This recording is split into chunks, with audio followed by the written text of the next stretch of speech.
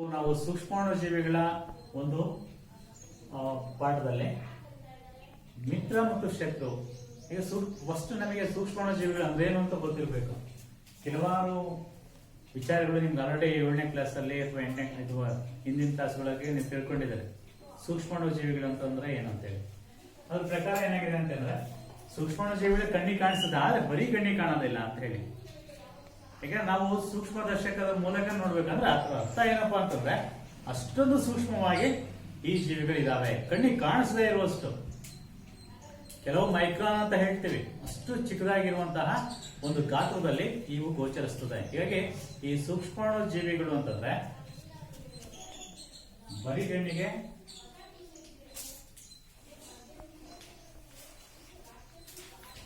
ಕಾಣದ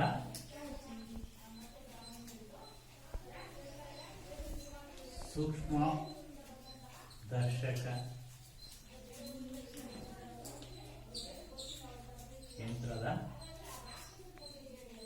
ಸಹಾಯದಿಂದ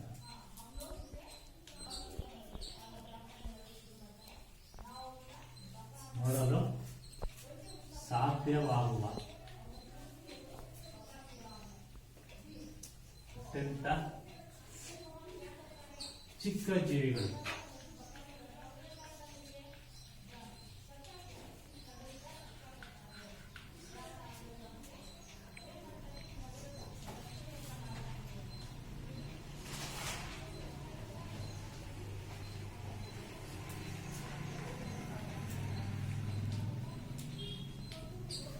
ನೋಡಿ, ಬರೀ ಕಣ್ಣಿಗೆ ಕಾಣದ ಸೂಕ್ಷ್ಮದರ್ಶಕ ಯಂತ್ರದ ಸಹಾಯದಿಂದ ನೋಡಲಿಕ್ಕೆ ಸಾಧ್ಯವಾಗುವಂತಹ ಅತ್ಯಂತ ಚಿಕ್ಕ ಜೀವಿಗಳಿದ್ದಾವೆ, ಅವುಗಳನ್ನ ಸೂಕ್ಷ್ಮಾಣು ಜೀವಿಗಳು ಅಂತ ಹೇಳಿ ಕರೀತಾರೆ. ಉದಾಹರಣೆಗೆ ನಿಮಗೆ ಗೊತ್ತಿರೋ ಹಾಗೆ ಅಮೀಬಾ ಇರ್ಬೋದು. ಅಮೀಬಾ ಏಕಕೋಶ ಜೀವಿ. ಹಾಗೇನೆ ಬ್ಯಾಕ್ಟೀರಿಯಾ, ಹಾಗೆ ಶಿಲೀಂಧ್ರ. ನೋಟ್ ಮಾಡ್ಕೊಳ್ರೆ, ಅಮೀಬಾ, ಬ್ಯಾಕ್ಟೀರಿಯಾ, ಶಿಲೀಂಧ್ರ ಇವು ಕೆಲವಾರು ಸೂಕ್ಷ್ಮ ಜೀವಿಗಳು. ಅಂದ್ರೆ ಇದಕ್ಕಿಂತ ಇದ್ರ ಜೊತೆಗೆ ಇನ್ನೂ ಹಲವು ಇದಾವೆ ಸೂಕ್ಷ್ಮ ಜೀವಿಗಳು. ಇವು ಏಕಕೋಶ ಜೀವಿ, ಬ್ಯಾಕ್ಟೀರಿಯಾಗಳು, ಶಿಲೀಂಧ್ರಗಳು, ಹಾಗೆಯೇ ಶೈವಲಗಳು, ವೈರಸ್ಗಳು ಕೂಡ ಸೂಕ್ಷ್ಮ ಜೀವಿಗಳು. ಇಷ್ಟು ಈ ಒಂದು ಜೀವಿಗಳಲ್ಲಿ ಇವು ಎಲ್ಲಿ ವಾಸ ಮಾಡ್ತವೆ, ಅವು ಇವುಗಳ ಆಕಾರ ಹೇಗಿದೆ ಅನ್ನೋದನ್ನ ನೋಡೋದಾದ್ರೆ, ಒಂದು ನಾವು ಕೆಲವಾರು ಜೀವಿಗಳನ್ನ ನೀವು 7ನೇ ಕ್ಲಾಸಲ್ಲೂ ಕೂಡ ತಿಳ್ಕೊಂಡಿದ್ದೇನೆ. ಈ ಉದಾಹರಣೆಗೆ ಅಮೀಬಾ.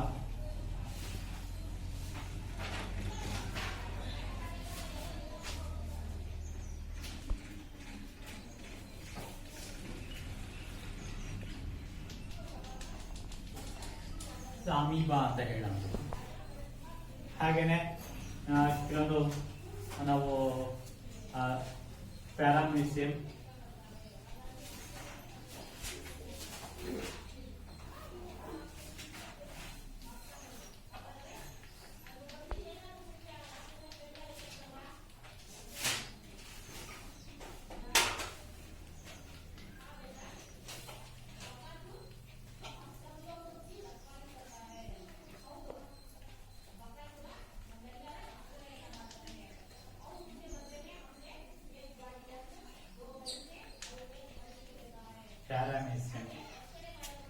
ಹಾಗೇನೆ ನಾವು ಶಿಲೀಂಧ್ರಗಳಲ್ಲಿ ಈಸ್ಟ್ ನೋಡಬಹುದು.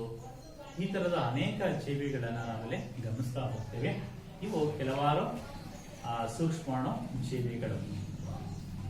ಹಾಗೇನೆ ನಾವು ಈ ಒಂದು ಸೂಕ್ಷ್ಮಾಣು ಜೀವಿಗಳಿಗೆ ಎಲ್ಲಿ ವಾಸ ಮಾಡುತ್ತೆ ಅನ್ನೋದನ್ನು ನಾವು ಯೋಚನೆ ಮಾಡೋದ್ರೆ, ಈ ಒಂದು ಸೂಕ್ಷ್ಮಾಣು ಜೀವಿಗಳು ಜೀವಿಸದೇ ಇರುವಂತಹ ಜಾಗನೇ ಇಲ್ಲ ಅಂತ ಹೇಳ್ಬೋದು. ಎಂತ ಮರುಭೂಮಿ ಆಗ್ಲಿ, ಮರಳುಗಾಡ ಆಗಲಿ, ಅಥವಾ ಚಳಿ ಇರುವಂತ ಪ್ರದೇಶ ಆಗಲಿ, ಅಥವಾ ಬೇರೆ ಒಂದು ಯಾವುದೇ ಜೋಗು ಪ್ರದೇಶ ಆಗಿರ್ಲಿ, ನೀರಿರಲಿ, ಮತ್ತೊಂದು ಇರಲಿ, ಎಲ್ಲಾ ಕಡೆನೂ ಕೂಡ ಈ ಸೂಕ್ಷ್ಮಾಣು ಜೀವಿಗಳು ಜೀವಿಸ್ತದೆ. ಹಾಗಾಗಿ ಈ ಸೂಕ್ಷ್ಮಾಣು ಜೀವಿಗಳು ಇಷ್ಟೊಂದು ರೀತಿಯಲ್ಲಿ ಜೀವಿಸಲಿಕ್ಕೆ ಸಾಧ್ಯವಾಗಿರುವಂತದ್ದು ಏನಪ್ಪಾ ಅಂತಂದ್ರೆ, ಅವುಗಳಲ್ಲಿರುವಂತಹ ಒಂದು ಹೊಂದಾಣಿಕೆ, ಅವಳ ಒಂದು ಹೊಂದಾಣಿಕೆನೇ ಈ ಒಂದು ಜೀವಿಗಳು ಆ ಒಂದು ಸ್ಥಳಗಳಲ್ಲಿ ವಾಸ ಮಾಡಲಿಕ್ಕೆ ಸಾಧ್ಯ ಆಗಿರುವಂಥದ್ದು. ನೀವು ಉದಾಹರಣೆಗೆ ನಿಮ್ಮ ಮನೇಲಿ ಫ್ರಿಡ್ಜ್ಗಳಿದ್ರೆ ನಿಮಗೆ ಇದ್ರ ಬಗ್ಗೆ ಸ್ವಲ್ಪ ನೆನಪು ಮಾಡ್ಕೋಬಹುದು. ತರಕಾರಿಗಳನ್ನ ಏನಾದ್ರು ತಗೊಂಡ್ಬಂದಿದ್ರೆ ಅಥವಾ ಮನೆಯಲ್ಲಿ ಅಡಿಗೆ ಏನಾದ್ರು ಮಾಡಿ ಊಟ ಎಲ್ಲದೂ ಊಟ ಆದ್ಮೇಲೆ ಉಳಿದಿದ್ರೆ ಅದೇನ್ ಮಾಡ್ತಾರೆ, ಫ್ರಿಜ್ ಅಲ್ಲಿ ಇಡ್ತಾರೆ. ಯಾಕೆ ಇಡ್ತಾರೆ? ಇದೊಂದು ನೀವು ಇದನ್ನ ಸ್ವಲ್ಪ ನೆನಪು ಮಾಡ್ಕೊಳ್ರೆ ಅಥವಾ ಯಾಕೆ ಇಡಬಹುದು ಅನ್ನೋದನ್ನ ಸ್ವಲ್ಪ ನೀವು ಯೋಚನೆ ಮಾಡೋದಾದ್ರೆ, ಮುಖ್ಯವಾಗಿ ಈ ಒಂದು ಪದಾರ್ಥಗಳು ಕೆಟ್ಟೋಗ್ಬಾರ್ದು ಅಂತ ಹೇಳಿ, ಕೆಟ್ಟೋಗ್ಬಾರ್ದು ಅಂತ ಹೇಳ್ಬಿಟ್ಟು ಏನ್ ಮಾಡ್ತಾರೆ, ಫ್ರಿಜ್ ಅಲ್ಲಿ ಇಡ್ತಾರೆ. ಇಲ್ಲ ಒಂದು ಹಾಲಿದೆ, ಬೆಳಿಗ್ಗೆ ಹಾಲನ್ನ ತಗೊಂಡ್ಬರ್ತಾರೆ ಮನೆಗೆ, ತಗೊಂಡ್ ತಕ್ಷಣ ಏನ್ ಮಾಡ್ತಾರೆ, ಬಿಸಿ ಮಾಡ್ತಾರೆ, ಬಿಸಿ ಮಾಡೇ ಇಡ್ತಾರೆ. ಯಾಕಾಗಿ ಹಾಗೆ ಇಡಬಾರ್ದು ಅಂತೇಳಿ ಒಂದು ಪ್ರಶ್ನೆ ಬಂದ್ರೆ ಯೋಚನೆ ಮಾಡಿದ್ರೆ, ನಿಮ್ಮ ಮನಸ್ಸಲ್ಲಿ ಪ್ರಶ್ನೆ ಬಂದ್ರು ಕೂಡ ಇದಕ್ಕೆ ಉತ್ತರ ನೀವೇ ಮುಗಿಸ್ಕೋಬಹುದು. ಇದು ಹಾಗೇನೆ ಇಟ್ಬಿಟ್ರೆ ಹಾಳಾಗುತ್ತೆ. ಹಾಳಾಗ್ಲಿಕ್ಕೆ ಕಾರಣ ಏನು? ಅಥವಾ ಫ್ರಿಜ್ ಅಲ್ಲಿ ನಾವು ಇಡ್ಲಿಲ್ಲ ಅಂತಂದ್ರೆ, ಅದು ಆ ಒಂದು ಸಾಧನಗಳಲ್ಲಿ ನಾವು ಅವುಗಳನ್ನ ಇಡ್ಲಿಲ್ಲ ಅಂತಂದ್ರೆ, ಅಥವಾ ಅವುಗಳನ್ನ ನಾವು ಬಳಸಲಿಲ್ಲ ಅಂತಂದ್ರೆ ತರಕಾರಿಗಳು ಏನಾಗ್ತದೆ, ಅಥವಾ ಬೇರೆ ಪದಾರ್ಥಗಳು ಏನಾಗುತ್ತೆ, ಆಹಾರ ಪದಾರ್ಥಗಳು ಏನಾಗುತ್ತೆ ಅನ್ನೋದನ್ನ ಸ್ವಲ್ಪ ಯೋಚನೆ ಮಾಡಿದ್ರೆ ನಮಗೆ ಇಲ್ಲಿ ಗೊತ್ತಾಗುತ್ತೆ. ಒಂದೇ ಒಂದು, ಅದು ಹಾಳಾಗುತ್ತೆ. ಹಾಳಾಗ್ಲಿಕ್ಕೆ ಕಾರಣ ಏನು? ಇಲ್ಲಿ ಮುಖ್ಯವಾಗಿ ಹಾಳಾಗ್ಲಿಕ್ಕೆ ಕಾರಣ ಇರ್ಬೇಕಲ್ಲ. ಆ ಕಾರಣ ಏನಪ್ಪಾ ಅಂತಂದ್ರೆ, ಅವು ಸೂಕ್ಷ್ಮಾಣು ಜೀವಿಗಳ ಬೆಳವಣಿಗೆಯ ಸ್ಥಾನಗಳಾಗಿ ಪರಿವರ್ತನೆ ಆಗ್ತದೆ. ಯಾವಾಗ ಸೂಕ್ಷ್ಮಾಣು ಜೀವಿಗಳು ಬೆಳವಣಿಗೆ ಆಗ್ತದೆ, ಆವಾಗ ಏನಾಗುತ್ತೆ ಅಂತಂದ್ರೆ ಆ ಪದಾರ್ಥಗಳು ಕೆಟ್ಟೋಗ್ಲಿಕ್ಕೆ ಪ್ರಾರಂಭ ಆಗ್ತದೆ. ಹಾಗೆ ಈ ಸೂಕ್ಷ್ಮಾಣು ಜೀವಿಗಳು ಎಲ್ಲಿ ವಾಸ ಮಾಡುತ್ತೆ ಅದ್ರ ಬಗ್ಗೆ ನೋಡಿ.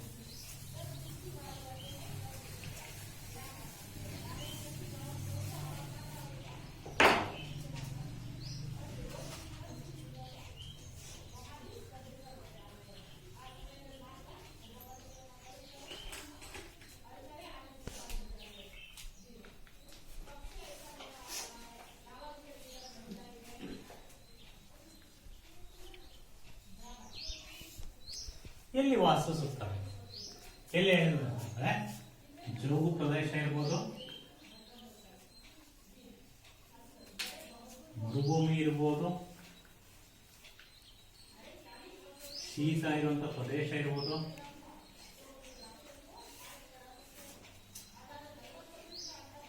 ಇತರ ಎಲ್ಲಾ ಪ್ರದೇಶಗಳಲ್ಲೂ ಕೂಡ ಈ ಜೀವಿಗಳು ವಾಸಿಸುತ್ತವೆ. ಎಲ್ಲಾ ಕಡೆ ಇಂಥದ್ರಲ್ಲೂ ಬಿಡೋದಿಲ್ಲ ಅಂತಂದ್ರೆ ಎಲ್ಲಾ ಕಡೆನೂ ಜೀವಿಸುತ್ತೆ ಅಂತೇಳಿ ಅರ್ಥ ಆಗುತ್ತೆ. ಈ ಒಂದು ಜೀವಿಗಳು ವಾಸ ಮಾಡುವಂತ ಪ್ರದೇಶಗಳು ಎಲ್ಲ ಆಹಾರ ಪದಾರ್ಥ ಜೊತೆಗೆ ಆಹಾರ ಪದಾರ್ಥಗಳು.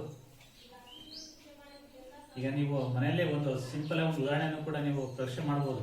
ಒಂದು ಕಾಯಿಚೂರನ್ನ, ಹಸಿ ಕಾಯಿಚೂರನ್ನ ತಗೊಂಡು ಇವತ್ತು ಬೆಳಿಗ್ಗೆ ಹೊಡೆದಿದ್ದೀರಿ ಅಂತಂದ್ರೆ ತಗೊಂಡ್ಬಿಟ್ಟು ಒಂದು 2 ದಿವಸ ಹಾಗೇನೆ ಇಟ್ಬಿಡಿ.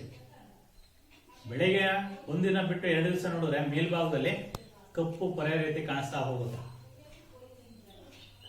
ಇದೆಲ್ಲ ಈ ಒಂದು ಶಿಲೀಂಧ್ರಗಳ ಬೆಳವಣಿಗೆ ಆಗ್ತಾ ಇರುವಂತದ್ದು. ಅಥವಾ ನಿಮ್ಮ ಚರ್ಮದ ಚಪ್ಪಲಿ ಇದಾವೆ ಅನ್ಕೊಂಡ್ರೆ, ಮಳೆಗಾಲದಲ್ಲಿ ನೆನ್ಬಿಡುತ್ತೆ ಚರ್ಮದ ಚಪ್ಪಲಿಗಳು, ಅದನ್ನು ಮೂಲೆ ಇಟ್ಬಿಡ್ತೀರಿ. 1-2 ದಿವಸ ಬಿಟ್ಟು ಬೆಳಿಗ್ಗೆ ನೋಡಿದ್ರೆ ಮೇಲ್ಭಾಗದಲ್ಲಿ ಕಂದು ಬಣ್ಣದ ಏನಾಗಿರುತ್ತೆ, ಬಿಳಿ ಕೂದಲು ರೀತಿ ಎಲೆಗಳು ಬೆಳೆದಿರುತ್ತೆ. ಇವೆಲ್ಲವೂ ಹಾಗೇನೆ ಯಾವುದೇ ಆಹಾರ ಪದಾರ್ಥ ಆಗ್ಲಿ ಕೂಡ ಅಷ್ಟೇ, ಹಾಲಾಗ್ಲಿ, ಆಹಾರ ಪದಾರ್ಥಗಳನ್ನ ನೀವು ನೋಡ್ಬೋದು ಮನೆಯಲ್ಲಿ. ಬೆಳಿಗ್ಗೆ ನಿಮ್ಮಮ್ಮ ಮಾಡಿ ಇಟ್ಟು ಹೋಗಿರುವಂತ ಆಹಾರ ಪದಾರ್ಥವನ್ನ ಮಧ್ಯಾಹ್ನ ಬಳಸ್ಬೇಕಾದ್ರೆ ಮತ್ತೆ ಬಿಸಿ ಮಾಡ್ತಾರೆ, ಅಥವಾ ಇರೋದು ಊಟ ಆದ್ಮೇಲೆ ಮತ್ತೆ ಬಿಸಿ ಮಾಡ್ತಾರೆ ಉಳಿದಿದ್ರೆ, ಮತ್ತೆ ಅದನ್ನ ಬಳಸ್ಬೇಕಾದ್ರೆ ಮತ್ತೆ ಬಿಸಿ ಮಾಡ್ತಾರೆ. ಹಾಗೇನೆ ಬಿಡೋದಿಲ್ಲ. ಯಾಕೆ ಅಂದ್ರೆ ಅದು ಹಾಳಾಗುತ್ತೆ ಅಂತೇಳಿ, ಕೆಟ್ಟ ಹೋಗುತ್ತೆ ಅಂತೇಳಿ, ಕೆಟ್ಟೋಗ್ಬಾರ್ದು ಅಂತ ಹೇಳ್ಬಿಟ್ಟು ಏನ್ ಮಾಡ್ತಾರೆ, ಆ ರೀತಿ ಮಾಡ್ತಾರೆ. ಹಾಗಾದ್ರೆ ಈ ಒಂದು ಸೂಕ್ಷ್ಮಾಣು ಜೀವಿಗಳು ಇವೆಲ್ಲ ಪ್ರದೇಶಗಳಲ್ಲಿ ವಾಸ ಮಾಡುತ್ತೆ. ಹಾಗಾದ್ರೆ ಇವುಗಳಲ್ಲಿ ಉಪಯೋಗ ಬರುವಂತಹ ಸೂಕ್ಷ್ಮಾಣು ಜೀವಿಗಳು ಯಾವಿದ್ದಾವೆ?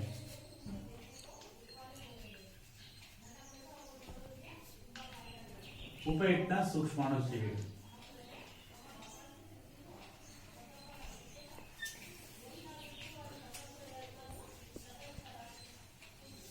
ಉಪಯುಕ್ತ ಸೂಕ್ಷ್ಮಾಣು ಜೀವಿಗಳು ಯಾವಿದ್ದಾವೆ? ಈಗ ನೀವು ನೋಡಿದಿರಿ, ಆ ಹಾಲನ್ನ ಮೊಸರು ಮಾಡ್ಬೇಕಪ್ಪ ಅಂತ ಹೇಳಿದ್ರೆ ಏನ್ ಮಾಡ್ತಾರೆ, ನಿಮ್ಮಮ್ಮ ಒಂದು ಸ್ವಲ್ಪ ಮೊಸರು ತಗೊಂಡ್ಬಿಟ್ಟು ಅದ್ರೊಳಗೆ ಹಾಕ್ತಾರೆ. ಒಂದು ದಿನ ಅಥವಾ ಬೆಳಗ್ಗೆ ಹಾಕಿದ್ರೆ ಸಂಜೆ ಅಷ್ಟೊತ್ತಿಗೆ ಮೊಸರಾಗಿರುತ್ತೆ, ಇಲ್ಲ ರಾತ್ರಿ ಹಾಕಿದ್ರೆ ಬೆಳಗ್ಗೆ ಮೊಸರಾಗಿರುತ್ತೆ. ಇದು ಒಂದು ಉದಾಹರಣೆ ನಿಮಗೆ. ಹಾಗೆ ಬೇಕರಿ ತಿಂಡಿಗಳು ತಿಂದಿರ್ತೀರಿ ನೀವು. ಆಲ್ಮೋಸ್ಟ್ ಬ್ರೆಡ್ ಇರ್ಬೋದು, ಒಂದು ಕೇಕ್ ಇರ್ಬೋದು, ಬ್ರೆಡ್ ಇರ್ಬೋದು, ಈ ತರ ಒಂದು ವಸ್ತುಗಳನ್ನು. ಹಾಗೆಯೇ ಸಕ್ಕರೆ ತಯಾರಿಕೆಯಲ್ಲಿ ಅಥವಾ ಮದ್ಯಗಳ ತಯಾರಿಕೆಯಲ್ಲಿ, ಮದ್ಯ ಅಂತಂದ್ರೆ ಗೊತ್ತು, ಮದ್ಯಪಾನಗಳು ಅಂತ ಹೇಳ್ತಾರೆ, ವೈನ್ ಅಂತ ಕೇಳಿದ್ರಿ. ಹಾಗೆಯೇ ಕೇಕ್, ಹಾಗೆಯೇ ಸಕ್ಕರೆ ತಯಾರಿಕೆಯಲ್ಲಿ,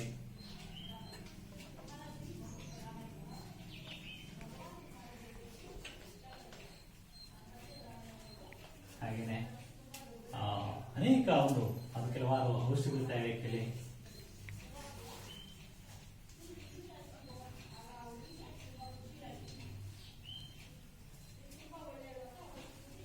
ಹಾಗೇನೆ ಈಗ ನೀವು ಒಂದು ಪ್ರಾಣಿ ಸತ್ತೋಗ್ಬಿಟ್ಟಿದೆ ಅಂತ, ಉದಾಹರಣೆಗೆ ನೀವು ಬರ್ತಾ ಇರುವಂತ ದಾರಿನಲ್ಲಿ ಒಂದು ನಾಯಿ ಸತ್ತೋಗ್ಬಿಟ್ಟಿದೆ, ದಾರಿ ಪಕ್ಕದಲ್ಲಿ ಬಿದ್ದಿದೆ ಅಂತ.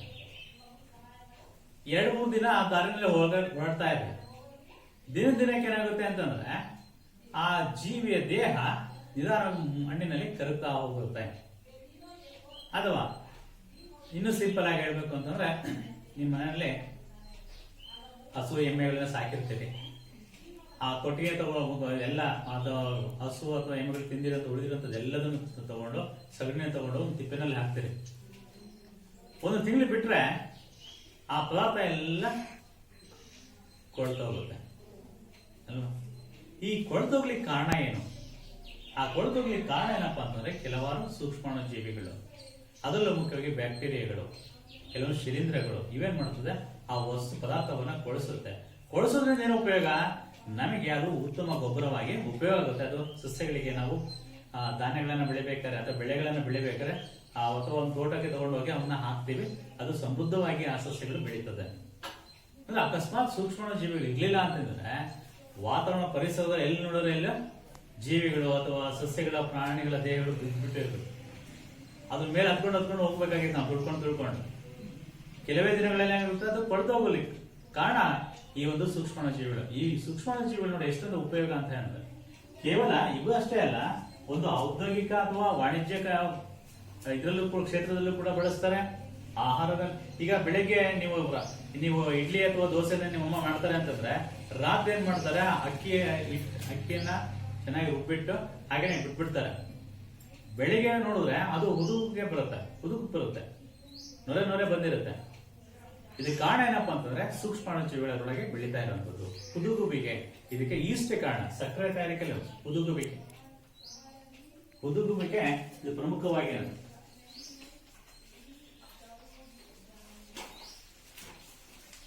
ಇದರಿಂದನೇ ಈ ಒಂದು ಪದಾರ್ಥಗಳು ಮೃದು ಬರಲ್ಲ. ಉದಾಹರಣೆಗೆ ಇಡ್ಲಿ ಅಥವಾ ದೋಸೆ ಮೃದುವಾಗಿರುತ್ತೆ. ಆ ಒಂದು ಕಾರಣ ಏನಪ್ಪಾ ಅಂತಂದ್ರೆ ಈಸ್ಟ್ ಅಥವಾ ಶಿಲೀಂಧ್ರಗಳ ಬೆಳವಣಿಗೆ ಕಾರಣ ಆಗಿರುವಂತದ್ದು. ಹಾಗೇನೆ ಹಾಲು ಮೊಸರಾಗುವಂಥದ್ದು. ಹಾಲು ಮೊಸರಾಗ್ಲಿಲ್ಲ ಅಂದ್ರೆ ನಮಗೆ ಬೆಣ್ಣೆನ ಸಿಗ್ತಾ ಇರಲಿಲ್ಲ, ತುಪ್ಪನ ಸಿಗ್ತಾ ಇರಲಿಲ್ಲ, ಇದರ ವಸ್ತುಗಳೇ ಸಿಗ್ತಾ ಇರಲಿಲ್ಲ. ನೋಡಿ, ಅಂತ ಅದ್ಭುತವಾಗಿರುವಂತಹ ಒಂದು ಪದಾರ್ಥ ನಮಗೆ ಸಿಗ್ತಾ ಇದೆ ಅಂತಂದ್ರೆ ಅದಕ್ಕೆ ಮುಖ್ಯ ಕಾರಣ ಏನಪ್ಪಾ ಅಂತಂದ್ರೆ ಬ್ಯಾಕ್ಟೀರಿಯಾಗಳು. ನೋಡಿ ಎಷ್ಟೊಂದು ಉಪಯೋಗ ಇದೆ ಅಂತಂದ್ರೆ, ಕೇವಲ ಅಪಾಯ ಅಲ್ಲ, ಉಪಯುಕ್ತ ಬ್ಯಾಕ್ಟೀರಿಯಾಗಳನ್ನ ನಾವು ಸುಮಾರಾಗಿ ನೋಡ್ತಿದ್ದೀವಿ ಇದರಲ್ಲಿ. ಇದಕ್ಕೆ ಕಾರಣ ಏನಪ್ಪಾ ಅಂತಂದ್ರೆ ಒಂದು ಬ್ಯಾಕ್ಟೀರಿಯಾದ ಹೆಸರು ಹೇಳ್ತೀನಿ, ಲ್ಯಾಕ್ಟೋಬ್ಯಾಸಿಲಸ್.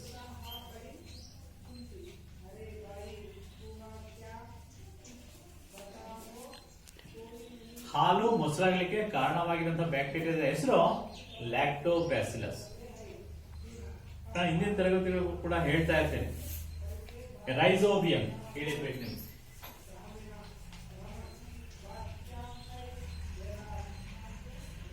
ನೈಟ್ರೋಜನ್ ಸ್ಥಿರೀಕರಣದಲ್ಲಿ ನೆರವಾಗುವಂಥದ್ದು.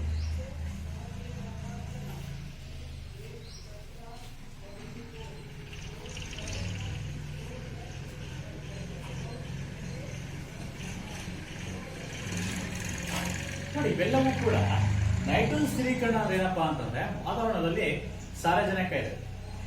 ಆ ಸಾರಜನಕ ನೇರವಾಗಿ ಸಸ್ಯಗಳು ಬಳಕೆ ಮಾಡ್ಕೊಳ್ಳೋದಿಲ್ಲ.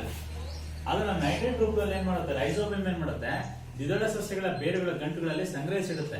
ಅದನ್ನು ಉಪಯೋಗಿಸಿಕೊಂಡು ಸಸ್ಯ ಬೆಳೆಯುತ್ತೆ. ನೋಡಿ ಉಪಯೋಗ, ಎಷ್ಟೊಂದು ಉಪಯೋಗ ಮಾಡ್ತಾ ಇದೆ ಅಂತ.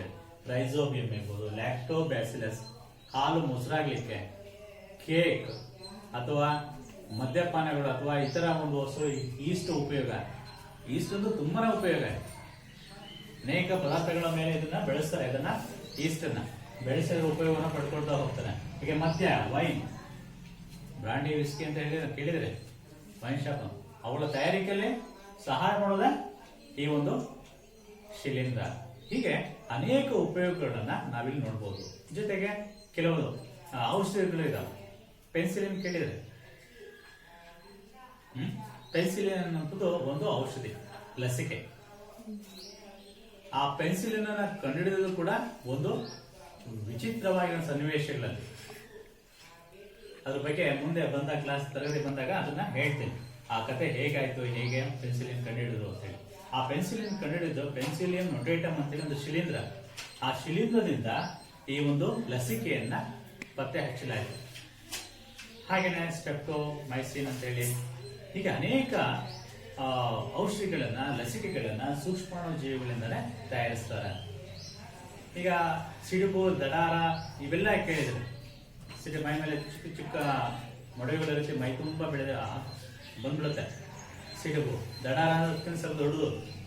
ಇದು ಚಿಕ್ಕ ಮಕ್ಕಳಲ್ಲಿ ಹಿಂದೆ ನಾವು ಚಿಕ್ಕವರಿದ್ದಾಗ ಕಂಪಲ್ಸರಿ ಬಂದಿರೋದು ಸಿಡುಬು ಇಲ್ಲ ದಡಾರ.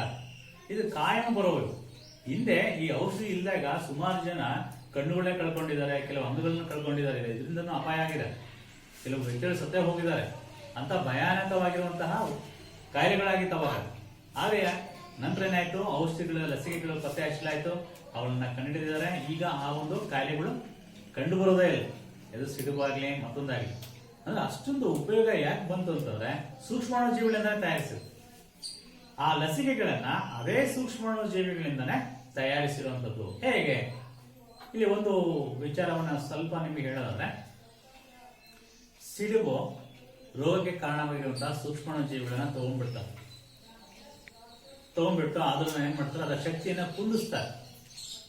ಅನೇಕ ವಿಧಾನಗಳಿದ್ದಾವೆ, ಶಾಖ ಮತ್ತು ಇತರ ಒಂದು ವಿಧಾನಗಳ ಮುಖಾಂತರ ಅವುಗಳ ಶಕ್ತಿಯನ್ನ ಕಡಿಮೆ ಮಾಡ್ತಾರೆ. ಕಡಿಮೆ ಮಾಡಿ ಅದೇ ಸೂಕ್ಷ್ಮಾಣುಜೀವಿಗಳನ್ನ ರೋಗ ಬಂದಿರುವಂತಹ ವ್ಯಕ್ತಿಗೆ ಚುಚ್ಚೋದು. ಮತ್ತೆ ಅವನ್ನೇ ಆ ಚುಚ್ಚಿದಾಗ ಏನಾಗುತ್ತೆ, ಆ ಒಂದು ಜೀವಿಗಳು ರೋಗ ಬಂದಿರುವಂತಹ ವ್ಯಕ್ತಿಯಲ್ಲಿರುವಂತಹ ಸೂಕ್ಷ್ಮಾಣುಜೀವಿಗಳ ವಿರುದ್ಧ ಹೋರಾಟ ಮಾಡಿಬಿಟ್ಟು ಅದನ್ನು ನಾಶಪಡಿಸ್ತವೆ. ರೋಗ ನಿರೋಧಕ ಶಕ್ತಿನ ದೇಹಕ್ಕೆ ಒದಗಿಸುತ್ತೆ. ಇಂತಹ ಒಂದು ಅದ್ಭುತವಾಗಿರುವಂತಹ ಒಂದು ಲಸಿಕೆಗಳು ಆವಿಷ್ಕಾರ ಆಗಿರೋದ್ರೆ ಅದು ಮುಖ್ಯವಾಗಿ ಒಂದು ವ್ಯಕ್ತಿಗಳು ಅಂತಂದ್ರೆ ಲೂಯಿ ಪಾಶ್ಚರ್. ಈ ಲೂಯಿ ಪಾಶ್ಚರ್ ಇಡೀ ಪ್ರಪಂಚಕ್ಕೆ ಸೂಕ್ಷ್ಮಾಣುಜೀವಿಗಳು ಇದಾವೆ ಅಂತ ಹೇಳಿ ಮೊಟ್ಟ ಮೊದಲಿಗೆ ತೋರಿಸ್ಕೊಟ್ಟಂತಾರೆ ಲೂಯಿ ಪಾಶ್ಚರ್. ಈಗ ಹಾಲು ಕೆಡದ ಹಾಗೆ ಇಡ್ಲಿಕ್ಕೆ ಅವರೊಂದು ಮೆಥಡ್ ಅನ್ನು ಹೇಳ್ಕೊಟ್ರು. ಅತಿ ಹೆಚ್ಚಿನ ತಾಪದಲ್ಲಿ ಕಾಯಿಸ್ಬೇಕು, ಮತ್ತೆ ಅದನ್ನ ತಂಪು ಮಾಡ್ಬಿಟ್ಟು ಅದನ್ನ ಹಾಗೇನೆ ಇಟ್ಬಿಟ್ರೆ ಹಾಲು ಕೆಟ್ಟೋಗೋದಿಲ್ಲ.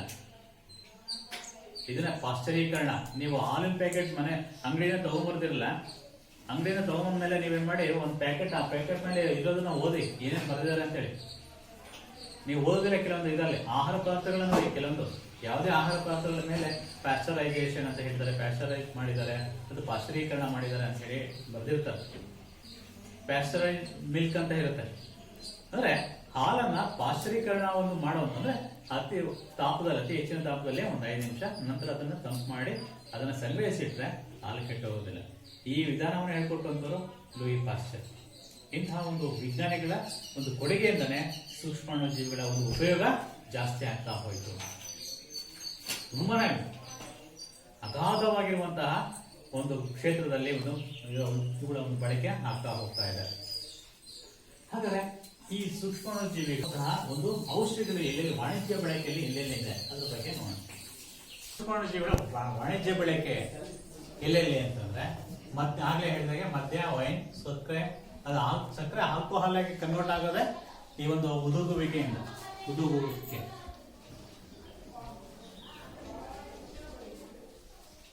ಇವುಗಳ ತಯಾರಿಕೆಯಲ್ಲಿ, ಹಾಗೆ ಔಷಧಿಗಳ ತಯಾರಿಕೆಯಲ್ಲಿ ನೋಡಬಹುದು. ಸ್ಟೆಪ್ಟೊಮೈಸಿನ್, ಉದಾಹರಣೆಗೆ ಸ್ಟೆಪ್ಟೊಮೈಸಿನ್, ಟೆಟ್ರಾಸೈಕ್ಲಿನ್, ಎರಿಥ್ರೊಮೈಸಿನ್ ಅಂತ ಹೇಳಿ ಇದು ಈ ಒಂದು ಔಷಧಿಗಳನ್ನ ತಯಾರಿಸುವಂಥದ್ದು. ಹಾಗೆ ಕೆಲವು ಲಸಿಕೆಗಳು, ಆಗ್ಲೇ ಹೇಳಿದ ಲಸಿಕೆಗಳು ಯಾವಪ್ಪ ಅಂತಂದ್ರೆ ಪೆನ್ಸಿಲಿನ್,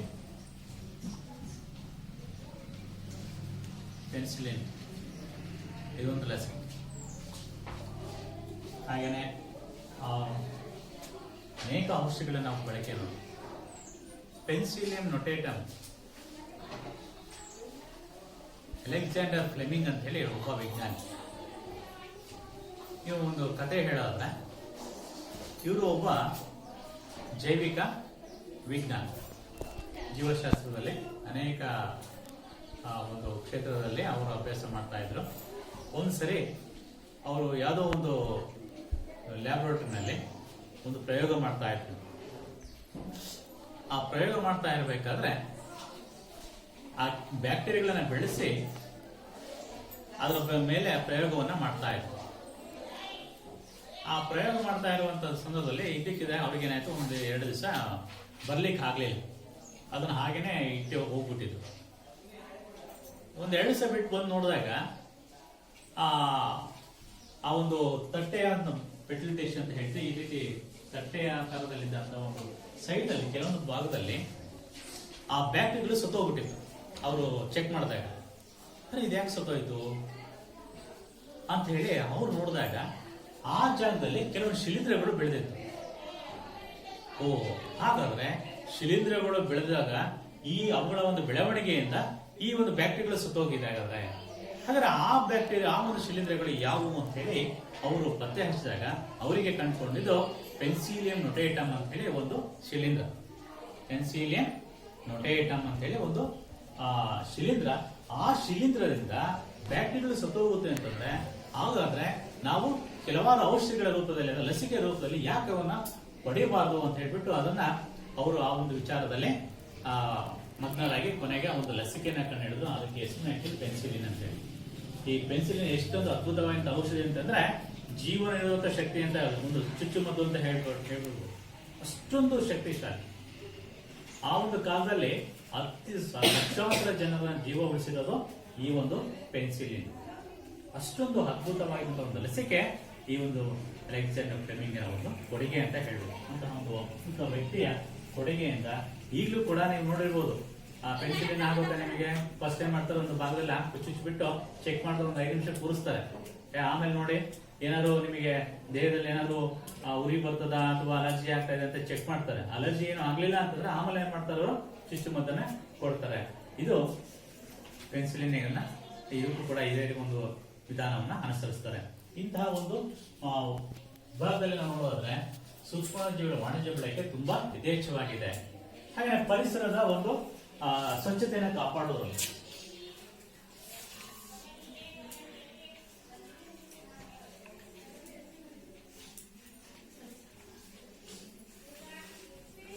ಪರಿಸರದ ಸ್ವಚ್ಛತೆಯಲ್ಲಿ ಸೂಕ್ಷ್ಮಾಣುಜೀವಿಗಳು ಅನೇಕ ತ್ಯಾಜ್ಯ ವಸ್ತುಗಳು ಪ್ರತಿದಿನ ಮನೆಯಲ್ಲಿ ಅಡಿಗೆ ಮನೆಯಲ್ಲಿ ಉತ್ಪತ್ತಿ ಆಗುತ್ತೆ, ನಮ್ಮ ಮನೆಗಳಲ್ಲೇ ಉತ್ಪತ್ತಿ ಆಗುತ್ತೆ. ಅಥವಾ ಸಿಟಿಗಳಲ್ಲಿ ನೋಡಿದ್ರೆ ಗಾರ್ಬೇಜ್ ಅಂತ ಹೇಳ್ತೀವಿ, ಸುಮಾರು ಎಲ್ಲ ನೋಡಿದ್ರೆ ಬರೀ ತ್ಯಾಜ್ಯ. ಈ ತ್ಯಾಜ್ಯಗಳ ನಿರ್ವಹಣೆ ನಾವು ಸರಿಯಾಗಿ ಮಾಡ್ಲಿಲ್ಲ ಅಂತಂದ್ರೆ ಮುಂದೆ ನಮಗೆ ಸರಿಯಾದಂತಹ ಒಂದು ಪರಿಸರ ಸಿಕ್ಕಲ್ಲ, ಅಂದ್ರೆ ಆಮ್ಲಜನಕ ಸಿಕ್ಕಲ್ಲ, ಸ್ವಚ್ಛ ಗಾಳಿನೇ ಸಿಕ್ಕೋದಿಲ್ಲ. ಆಮೇಲೆ ಸರಿಯಾದಂತಹ ಒಂದು ಪರಿಸರದ ಒಂದು ಸ್ವಚ್ಛತಾ ಪರಿಸರ ಸ್ನೇಹಿ ಅಂತ ಏನ್ ಕರಿತೀವಿ, ಅಂತ ಒಂದು ಉಪಯೋಗಗಳು ನಮಗೆ ಸಿಗದೆ ಹೋಗ್ಬೋದು. ಅದಕ್ಕೆ ಕಾರಣ ಏನಪ್ಪಾ ಅಂತಂದ್ರೆ ನಾವು ಈ ಸರಿಯಾಗಿ ನಿರ್ವಹಣೆ ಮಾಡಲಿಲ್ಲ ಅಂತಂದ್ರೆ. ಹಾಗಾದ್ರೆ ಏನ್ ನಿರ್ವಹಣೆ ಮಾಡೋದು ಹೇಗೆ? ಸೂಕ್ಷ್ಮಾಣುಜೀವಿಗಳ ಸಹಾಯದಿಂದ ಅವುಗಳನ್ನ ಏನ್ ಮಾಡ್ಬೇಕು, ಪರಿಸರ ಸ್ನೇಹಿ ವಸ್ತುಗಳಾಗಿ ಪರಿವರ್ತನೆ ಮಾಡ್ಬೇಕಾಗುತ್ತೆ. ಮಾಡ್ಬಿಟ್ಟು ಅವನ್ನ ನಾವು ಮರುಬಳಕೆಗೆ ಮಾಡಿದ್ರೆ ಏನಾದ್ರೆ ಆ ಒಂದು ವಸ್ತುಗಳ ಪ್ರಮಾಣ ಏನಾಗುತ್ತೆ, ಕಡಿಮೆ ಆಗುತ್ತೆ. ನಂತರ ನಮ್ಮ ಪರಿಸರವೂ ಕೂಡ ಚೆನ್ನಾಗಿ ಉಳಿಯುತ್ತೆ. ಹಾಗಾಗಿ ಈ ಪರಿಸರ ಸ್ವಚ್ಛತೆಯಲ್ಲಿ ಅನೇಕ ಬ್ಯಾಕ್ಟೀರಿಯಾಗಳು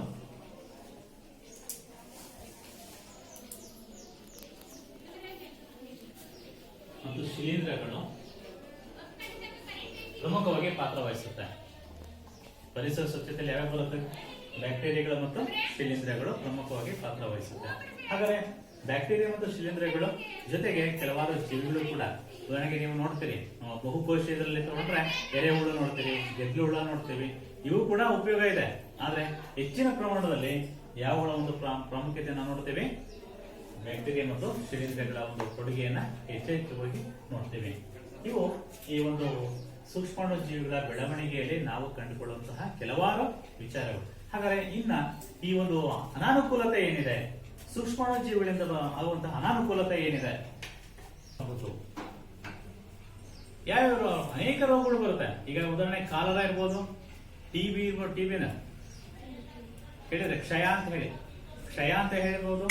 ಆಮೇಲೆ ಕಾಲರ, ಆಮೇಲೆ ಈ ಒಂದು ಜಾಂಡೀಸ್ ಹೆಪಟೈಟಿಸ್ ಬಿ ಬರುವಂಥದ್ದು, ಅದು ಕೂಡ ಸೂಕ್ಷ್ಮಾಣುಜೀವಿ.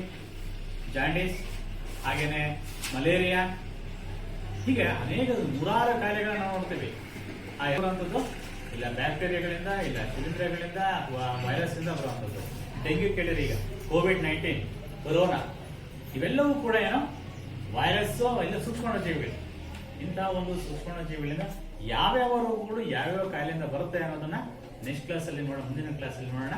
ಈಗ ಮನೆಗೆ ಕೆಲವಾರು ಹೋಮ್ವರ್ಕ್ ಕೊಡ್ತೀನಿ. ಆ ಪ್ರಶ್ನೆಗಳನ್ನ ಉತ್ತರವನ್ನ ನೀವು ಟೆಕ್ಸ್ಟ್ ಬುಕ್ ಅಲ್ಲಿ ನೋಡ್ಕೊಂಡು ಸರಿಯಾಗಿ ನೀಟಾಗಿ ಬರ್ಕೊಂಡ್ಬರ್ರಿ. ಒಂದೇದು,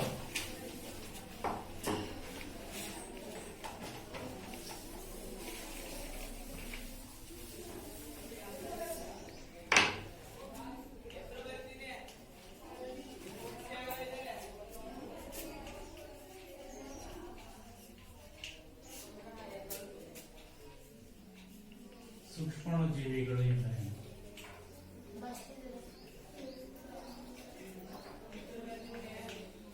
ಉದಾಹರಣೆ ಕೊಡಿ.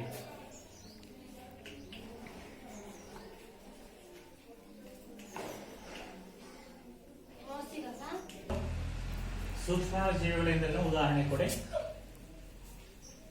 ಬರಿಗಣ್ಣಿಗೆ ಕಾಣದ ಸೂಕ್ಷ್ಮದರ್ಶಕ ಯಂತ್ರದ ಸಹಾಯದಿಂದ ನೋಡಲು ಸಾಧ್ಯವಾಗುವಂತ ಅತ್ಯಂತ ಚಿಕ್ಕ ಜೀವಿಗಳನ್ನ ಸೂಕ್ಷ್ಮಾಣುಜೀವಿಗಳು ಅಂತ ಹೇಳ್ತೀವಿ. ಉದಾಹರಣೆ ಅಮೀಬಾ, ಯುಗ್ಲಿನ, ಬ್ಯಾಕ್ಟೀರಿಯಾ, ಶಿಲೀಂಧ್ರ, ವೈರಸ್ ಇವೆಲ್ಲ ಕೊಡ್ಬೋದು. ಹಾಗೆ ಸೂಕ್ಷ್ಮಾಣುಜೀವಿಗಳು ಎಲ್ಲೆಲ್ಲಿ ವಾಸಿಸುತ್ತವೆ?